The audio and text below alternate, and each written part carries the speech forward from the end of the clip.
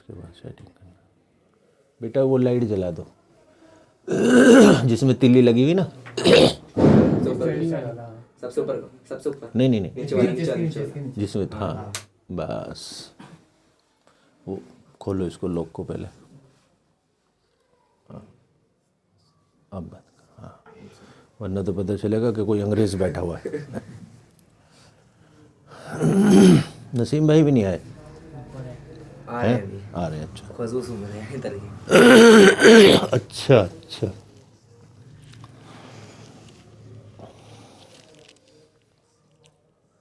خوشبو تو روزانہ لگانی چاہیے، کبھی کبھار نہیں. سنت ہے. جیب میں رکھنی چاہیے شیشے. اور اگر اللہ نے پیسے دے رکھے ہیں تو ہدیہ کرنا چاہیے ایک دوسرے کو.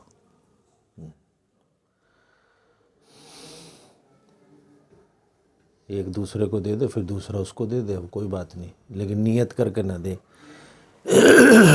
کہ میں تجھے دے رہا ہوں تو تو مجھے دے گا، ثواب نہیں ملے گا. اور ایک دوسرے کو ہدیہ دو گے تو دلوں میں محبت بڑھے گی. تو ہم تو ہدیہ دیتے ہی نہیں، ہمارے گھروں میں بھی چلن نہیں رہا ابھی ہدیہ دینے کا. کہتے اپنا ہی بھلا نہیں ہو رہا. اپنا ہی بھلا نہیں ہو رہا، بھلا ہوگا بھی نہیں. سنتوں کو جتنا چھوڑتے جائیں گے بھلا ہوگا بھی نہیں. آ جاؤ. سنتوں سے جتنی دوری ہوتی چلی جائے گی اتنا ہی آدمی پریشانی میں مبتلا ہوتا چلا جائے گا. وعلیکم السلام. آ جاؤ بیٹا آ جاؤ. سنتوں کو جتنا پکڑو گے اتنا فائدہ. آ جاؤ کر لو اس کو، ادھر کر لو، اسے نکال کے رکھ دو، اوپر کر دو اس کو. آ جاؤ ادھر کو آ جاؤ. لمبا آدمی بھی پٹڑی پہ بیٹھے گا بھائی، لمبے کی تو لمبائی بہت ہوتی ہے، اسے پٹڑی کی کیا ضرورت ہے. کسی چھوٹے سے کو بٹھا دے جس کا سائز چھوٹا سا ہے نا جی. تو ہدیہ لیتے دیتے رہا کریں ایک دوسرے کو. اور ہدیہ کچھ بھی ہو، یہ مراد نہیں ہے کہ بہت بڑا سامان ہونا چاہیے تو ہدیہ ہوگا. حضور نے فرمایا کہ اگر بکری کا کھر ہی ہو، کھر سمجھتے ہیں؟ پیر. کھر ہوتا ہے نیچے کا حصہ جس پہ بکری چلتی ہے. سمجھ گئے نا؟ جیسے جوتے ہوتے نا، جوتوں کا حصہ جو نیچے نیچے کا ہوتا ہے اس کو کھر کہتے ہیں. اب بتاؤ اس کی اوقات کیا ہے؟ اس کی اوقات نہ کے برابر ہے بکری کے کھروں کی. کیا نہیں، کھر پورا پائے نہیں دو، کھر دو، خالی کھر دو. پائے نہیں دو، آپ پائے آپ کھاؤ، کھر پہنچا دو کسی کے یہاں.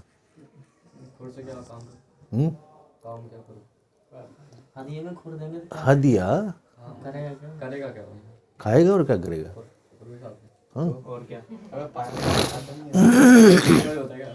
نکال کے جو اندر ہوتا ہے بھائی اس کے اندر گیری ہوتی ہے. بعض لوگ اس کو کھاتے نہیں ہیں، یوں بھی ہے. اب جب اتنی دیر سے سمجھا رہے تھے تب کہاں تھے؟ گوشت ہوتا ہے، کالے رنگ کا نکلتا ہے. لیکن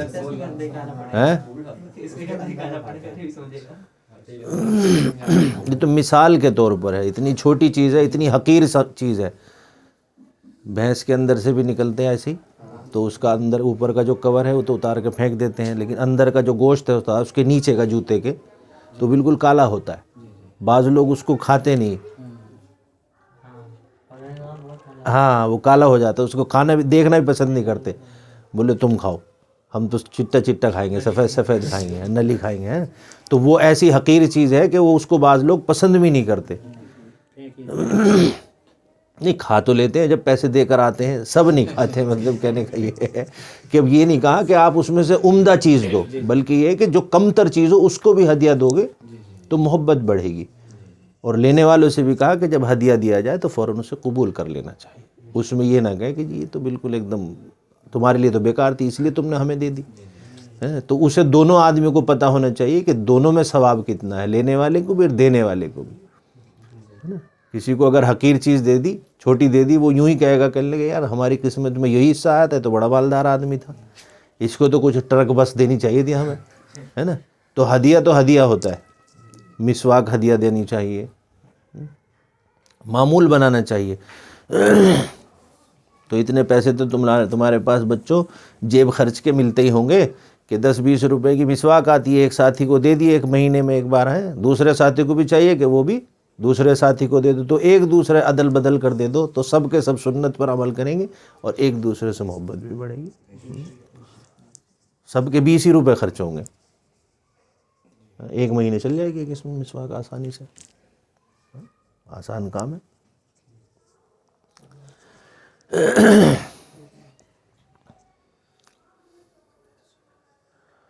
درود شریف پڑھ لیں۔ اللہم صلی علی محمد وعلی آل محمد کما صلیت علی ابراہیم وعلی آل ابراہیم انک حمید مجید۔ اللہم بارک علی محمد وعلی آل محمد کما بارکت علی ابراہیم وعلی آل ابراہیم انک حمید مجید۔ الحمد للہ وکفی وسلام علی عبادہ الذین اصطفی، اما بعد فاعوذ باللہ من الشیطان الرجیم، بسم اللہ الرحمن الرحیم۔ کل نفس ذائقۃ الموت وانما توفون اجورکم یوم القیامہ فمن زحزح عن النار وادخل الجنۃ فقد فاز وما الحیاۃ الدنیا الا متاع الغرور۔ چھوٹے بچوں کو بیٹھنے میں یہ نقصان ہے کہ وہ کریں گے کچھ نہیں، وہ صرف ایک دوسرے کے کوہنی ماریں گے، ایک دوسرے کی شکل دیکھیں گے، کیونکہ ان کے مطلب کی یہ چیز ہی نہیں ہے۔ یا انہیں سب سے آگے لے کر آؤ جس سے کہ یہ پھر میری طرف دیکھیں۔ ہاں آ جاؤ، آگے آ جاؤ، یہاں آؤ میرے سامنے۔ ایک یہ بیٹھا ہوا ہے، اس کو بھی آگے لے کر آؤ، وہ پیچھے بیٹھا اسے بھی آگے لے کر آؤ۔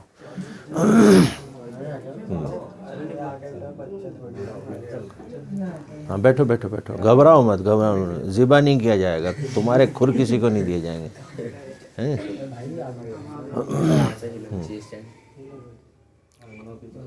یہ چیزیں ہیں بڑے لوگوں کی، بڑے لوگوں کے پاس یہاں وقت نہیں ہے بھائی۔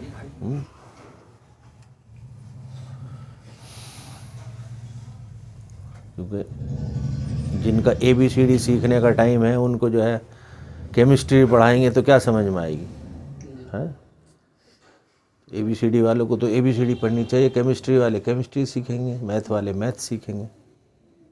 تو ہر چیز کا ایک دائرہ ہے، عمر کا بھی دائرہ ہے اور علم کا بھی دائرہ ہے۔ ان کے پلے میں کچھ بھی نہیں پڑے گا، بس یہ ہے کہ بھیڑ ہو جائے گی۔ لیکن خیر بہرحال آئے ہیں ماشاءاللہ، اچھی بات ہے، کچھ سنیں گے فائدہ ہی ہوگا۔ گھر جا کے بھی بتاؤ گے نہیں؟ ہاں بتاؤ گے پکا؟ ہاں ٹھیک ہے ماشاءاللہ۔ کل نفس ذائقۃ الموت وانما توفون اجورکم یوم القیامہ آیت پڑھی ہے۔ ہر انسان کو مرنا ہے، سب کو جانا ہے، کوئی نہیں رہے گا اور کسی کو بقا نہیں ہے۔ جب یہ پتہ چل جاتا ہے کہ جانا ہے تو پھر اس کی کچھ تیاری بھی ہوتی ہے۔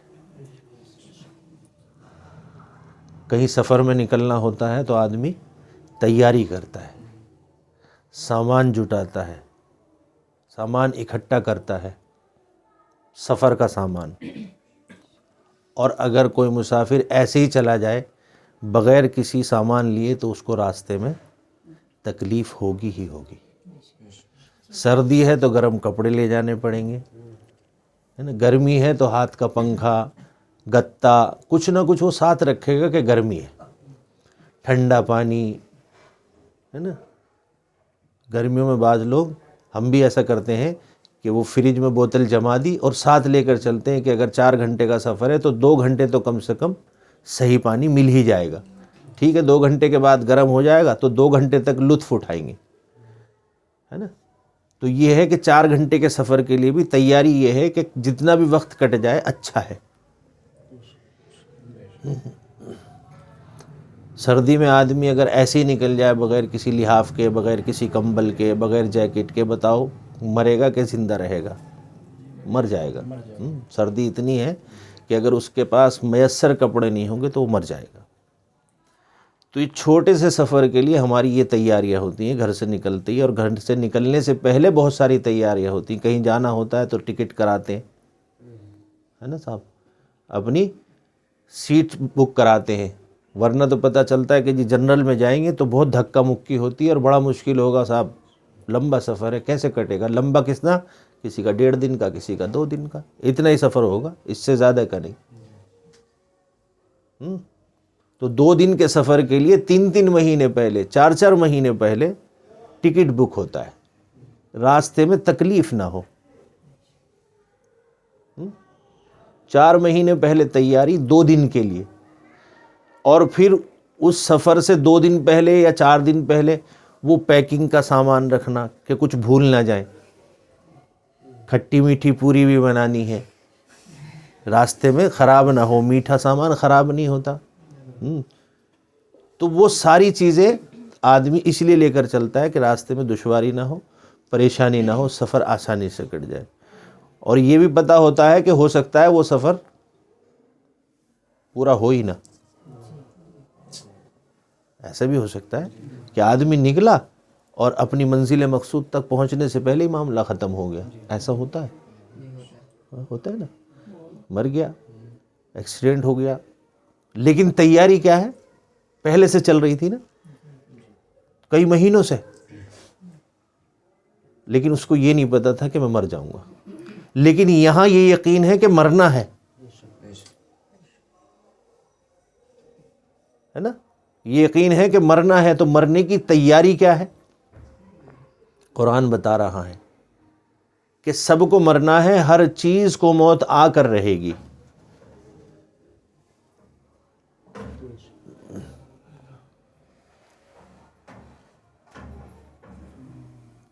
بیٹھ جاؤ۔ کل نفس ذائقۃ الموت، ہر چیز، ہر جاندار چیز، بے جان چیز جو دنیا میں پیدا ہوئی ہے اس کو ایک دن فنا ہونا ہے، ختم ہونا ہے۔ کل نفس ذائقۃ الموت، اور اس کو موت کا ذائقہ چکھنا ہے۔ قرآن کہہ رہا ہے موت کا ذائقہ چکھنا ہے۔ تو ذائقہ کس چیز کا نام ہے؟ سواد، ہے نا جی، سواد، کھٹا، میٹھا، کڑوا، پھیکا، کچھ نہ کچھ، کسی نہ کسی چیز کا ذائقہ ہوتا ہے۔ تو اسی طریقے سے قرآن نے بتایا کہ موت کا بھی ایک ذائقہ ہے۔ اللہ کہہ رہے ہیں کہ یہ بھی ایک ذائقہ ہے، خالی ایسے نہیں کہ مرنا ہے، بلکہ ایک ذائقہ چکھنا ہے۔ کل نفس ذائقۃ الموت، جانور بھی مرتا ہے، وہ بھی اس کا ذائقہ چکھتا ہے۔ اب وہ کڑوا ہے یا میٹھا ہے، یہ تو مرنے کے بعد پتہ چلتا ہے آدمی کو، جب مر رہا ہوتا ہے اس وقت پتہ چلے گا کہ کڑوا ہے کہ میٹھا ہے۔ اور اب یقین ہو گیا کہ مرنا ہے، ذائقہ چکھنا ہے، تو دعا یہ کرنی ہے کہ اے اللہ ہمیں وہ ذائقہ میٹھا عطا فرمانا۔ ہم یہاں کیا کرتے ہیں؟ میٹھا میٹھا ہی تو اچھا لگتا ہے، کڑوا کوئی کھانا پسند کرتا ہے؟ نہیں نا۔ جس چیز میں کوئی ذائقہ نہ ہو اسے کھانا پسند کرتے ہیں ہم؟ نہیں، خریدتے بھی نہیں۔ اگر پتہ چل جائے کہ یہ سامان پھیکا ہے، پتہ چل جائے یہ پھل پھیکا ہے تو نہیں خریدتے، چاک کر خریدتے ہیں، پہلے تھوڑا سا کھا کر دکھاؤ بھائی یہ میٹھا ہے کہ کھٹا ہے نا۔ تو میٹھا خریدتے ہیں اس وجہ سے کیونکہ ہماری جیبھ جانتی ہے کہ میٹھے کا ذائقہ کیا ہے، اور میٹھا ہی پسند بھی ہے نا۔ اور اگر غلطی سے کوئی کڑوا آ بھی جائے تو ہم کیا کرتے ہیں؟ پھینک دیتے ہیں، ہے نا۔ تو ہماری جیبھ کو بھاتا نہیں ہے وہ۔ لیکن موت ایک ایسی چیز ہے کہ اس کا ذائقہ ہر انسان کو چکھنا ہے، اور میٹھا ہوگا کھٹا ہوگا یہ مرنے کے وقت پتہ چلے گا۔ تو آگے فرمایا کہ کل نفس ذائقۃ الموت وانما توفون اجورکم یوم القیامہ فمن زحزح عن النار آدمی جب مرتا ہے اس کے لیے اسی دن قیامت آ جاتی ہے. برابر سنتے نہیں کہ قیامت آئے گی، قیامت آئے گی، قیامت آئے گی، آئے گی نا. تو اس قیامت کو ہم اور آپ شاید نہیں دیکھ پائیں گے، ہے نا. اس قیامت کو ہم آپ نہیں دیکھ پائیں گے. اگر ہم اس چکر میں اپنے اعمال کو چھوڑ دیں کہ دیکھیں گے کیا ہوگا، دیکھیں گے کیسی ہوگی، تو پھر ہم سمجھ لو کہ ہم گمراہی میں جا رہے ہیں. انسان کو مرنا ہے اور مرتے ہی اس کے لیے قیامت ہے، اس کا حساب و کتاب شروع ہے.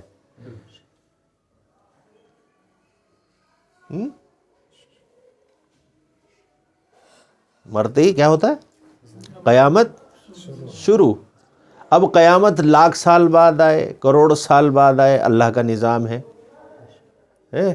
کہ کب وہ اس دنیا کو ختم کرے گا، وہ مالک ہے. لیکن ہمیں تو پتہ ہے کہ ہمیں جانا ہے، اور عمر ہماری متعین نہیں ہے. ہماری عمر بھی متعین نہیں ہے کہ 50 سال رہیں گے، 20 سال رہیں گے، 10 سال رہیں گے، 5 سال رہیں گے، ایک دن رہیں گے، یہ بھی نہیں معلوم. ایک صحابی ہیں رضی اللہ تعالی عنہ، بدر کے موقع پر حضور اکرم صلی اللہ علیہ وسلم کے ساتھ اور پیچھے کھڑے ہیں، سامنے دشمن ہے، تلواریں چل رہی ہیں. تو حضور نے فرمایا کہ کون ہے جو جنت میں جانا چاہتا ہے؟ یہ صحابی آئے اور کہنے لگے اللہ کے رسول میں بھی جانا چاہتا ہوں. تو فرمایا تو پھر پیچھے کیوں کھڑے ہو، آگے آ جاؤ. یہ آگے آئے اور یہ لڑنا شروع کر دیا انہوں نے، اور لڑتے لڑتے ان کے ہاتھ میں ایک تھیلے میں کچھ کھجور تھی، یہ ان کھجوروں کو نکال کر کھانے لگے. اور کھاتے کھاتے بول رہے ہیں کہ جب تک میری یہ کھجور ختم نہ ہو جائیں، اگر مجھے اتنا وقت مل جائے تو سمجھ لو کہ میری زندگی اللہ نے بہت لمبی کر دی. میری کھجور جب تک یہ ختم نہ ہو، اگر اتنی دیر میں زندہ رہوں تو سمجھ لو کہ میری اللہ نے لمبی زندگی کر دی. کھجور ختم نہیں ہوئی، شہادت نصیب ہو گئی، شہادت نصیب ہو گئی.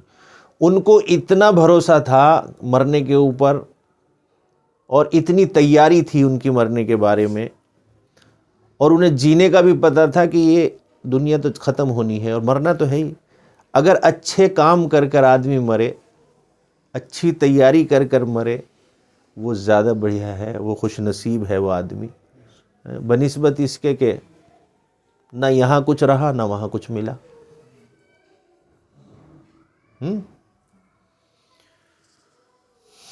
قبر کے اندر جب آدمی اتارا جاتا ہے، یا اس کا موت کا وقت جب آتا ہے،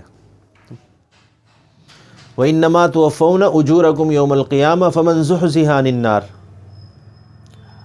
اچھا انسان وہ ہے، اللہ فرما رہے ہیں کہ اچھا انسان، اچھا آدمی وہ ہے جو اپنے آپ کو جہنم کی آگ سے بچا لے.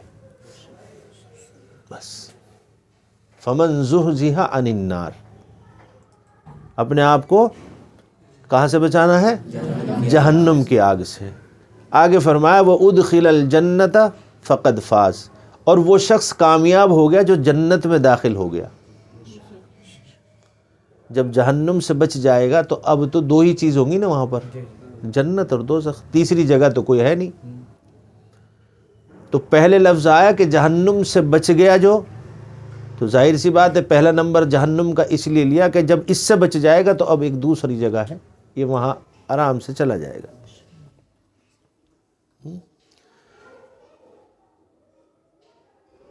وَمَا الْحَيَاةُ الدُّنْيَا إِلَّا مَتَاعُ الْغُرُورِ. جو یہ دنیا ہے نا، یہ دنیا میں جو ہمیں حیات ملی ہوئی، جو زندگی ملی ہوئی، اس کے اوپر اترانا نہیں چاہیے، اس کے اوپر غرور نہیں کرنا چاہیے. اللہ کی نافرمانی کرنے والا اپنا آپ کو غرور اور تکبر میں سمجھتا ہے کہ میں بہت بڑا کام کر رہا ہوں اس کی نافرمانی کر. یہ غرور ہے. ورنہ تو کہاں وہ رب اور کہاں ہم. ایسا کیسے ہو رہا ہے کہ ہم اس کی باتوں کو نہیں مان رہے؟ یعنی کہ یا تو پھر یہ ہے کہ ہم نے اسے چھوٹا کر لیا، اپنے آپ کو بڑا سمجھ لیا.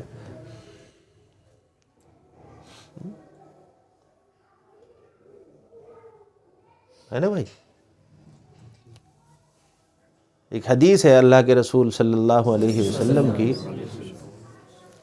کہ جب آدمی مرتا ہے، ایک آدمی مر رہا ہے، مرنے کا وقت آ گیا، قریب ہے، اسی وقت دیکھو یہ پھر کسی نے انگلی پٹکائی ہے محفل میں. بار بار ہم منع کرتے ہیں، نہیں کرنا چاہیے، یہ عمل اچھا نہیں ہے. دیکھو پہلے یاد رکھنا، میں نے پہلے بھی شاید یہ بات تذکرہ کیا تھا نا، ہاں، یہ اچھا عمل نہیں ہے. اور ہر چیز میں یہ پہلو رکھو کہ کوئی چیز اگر دنیا کے لیے فائدہ نہیں دے رہی، آخرت کے لیے فائدہ نہیں دے رہی، تو اس کو کر کے فائدہ کیا ہے؟ بس یہ ایک تصور اپنے دل میں لے کر آؤ. کوئی بھی عمل کرنے سے پہلے یہ دیکھ لو کہ اس سے دنیا کا فائدہ ہے؟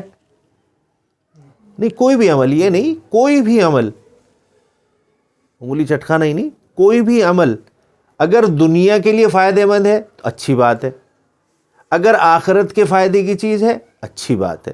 لیکن اگر کسی عمل کا دونوں جہاں میں فائدہ نہیں تو بتاؤ اس کا کر کر فائدہ کیا ہو رہا ہے؟ یہی لغو ہے، یہی شیطانی عمل ہے. جس کا بھلا دونوں جگہ میں نہ ہو، دونوں جہاں میں جس کا کوئی عوض نہ ہو، کوئی فائدہ نہ ہو، وہ کام شیطانی کام ہے. کسی بھی کام کو کرنے سے پہلے بس یوں سوچ لیں کہ یہ کام دنیا میں فائدہ ہو رہا ہے یا آخرت میں اس کی کچھ بھلائی ملنے والی. یہ نچوڑ ہے ہر چیز کا. دو لفظوں میں بھئی ڈاکٹر نے بتایا کہ ان کو مالش کرنی ہے تو ٹھیک ہے، یہاں تو یہ فائدہ ہو رہا ہے نا کہ بیمار کو صحت مل جائے گی، ہے نا بھائی؟ تو دنیا کا فائدہ ہو رہا، تکلیف ہو رہی تھی اس میں آرام ہو جائے گا، درد ہو رہا تھا اس میں آرام ہو جائے گا. تو کوئی بھی چیز دونوں جہاں میں اگر کسی ایک جگہ کی تو فائدے کی ہو، لیکن ساتھ میں پھر یہ بھی دیکھنا ہوگا کہ اگر وہ عمل شریعت کے خلاف ہے اور دنیا میں بھلے ہی فائدہ ہو رہا ہو تو پھر بھی وہ ہمارے لیے نقصان کی بات ہے. کیونکہ پھر وہ مسئلہ بھی تو آئے گا کہ شراب بیچنے میں بھی تو فائدہ ہے، کسی کی سپاری لینے میں بھی فائدہ ہے، تو دنیاوی فائدہ تو نظر آ گیا، تو وہاں شریعت دیکھنی پڑے گی کہ شریعت میں اس کا کیا حکم ہے. بس تو کام تمام ہو جاتا ہے. جی کیا کریں؟ کوئی نہیں، وہ پہلی بار آئے ہیں، بچہ میرا، سمجھ میں آ جائے گی، دھیرے دھیرے آ جائے گی.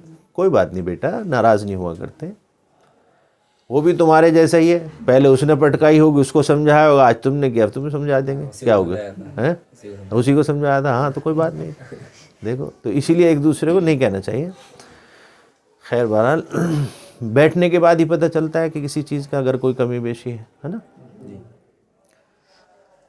تو ایک شخص کا انتقال ہونے والا ہے، مرنے والا ہے، موت کے بالکل قریب ہے. اس نے اپنے اس کے 3 بھائی تھے، ایک بڑا بھائی، ایک اس سے چھوٹا، ایک سب سے چھوٹا. اس نے اپنے بڑے بھائی کو بلایا موت کے قریب، کہنے لگے بھائی جان میرے پاس آؤ، اور دیکھو ہم ایک ساتھ رہتے تھے، ایک ساتھ بیٹھتے تھے، اب میرا موت کا وقت قریب ہے، اور ہمارے میں آپس میں محبت بھی بہت تھی، اور ہوتی ہے بھائیوں میں محبت. تو میرے بھائی میں آپ سے یوں کہنا چاہتا ہوں کہ آپ میرے ساتھ قبر میں چلنا اور میرے ساتھ وہیں لیٹنا، جس سے کہ جیسے یہاں رہتے تھے ایسے وہاں رہا کریں گے.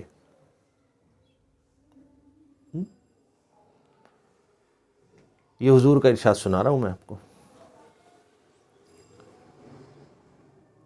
تو بڑے بھائی جان نے کہا کہ میرے بھائی دیکھو یہاں رہنا الگ مسئلہ ہے اور وہاں جانا الگ مسئلہ ہے، میں یہ کام نہیں کر سکتا. بھلے ہی وہ الگ بات ہے، میں آپ سے بہت محبت کرتا تھا اور فی الحال بھی کرتا ہوں، لیکن قبر میں آپ کے ساتھ نہیں سو سکتا.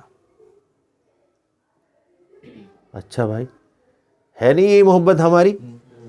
کتنا بھی پیارا کوئی ہو، کوئی سو سکتا ہے کسی کی قبر میں جا کے؟ نہیں سو سکتا.